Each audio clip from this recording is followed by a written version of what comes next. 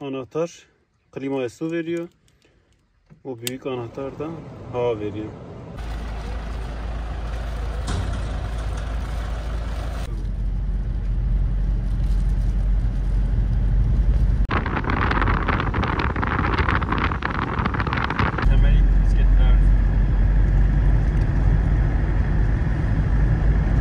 Merhabalar, ben Azım Zeyrek, demir doğrama işi yapıyorum.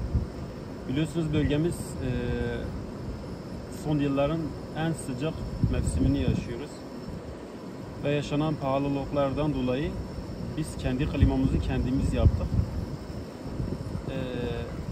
Normalde şu an su kliması ve gaz kliması alsan 17, 18 hatta 20 bine çıkıyor. Biz de bunu en düşük maliyet yani 1000 lira varan maliyetle bu su klimasını yaptık. Hurdacıdan bir tane eski fan getirdik. Bir de küçük bir tane su pompası aldık.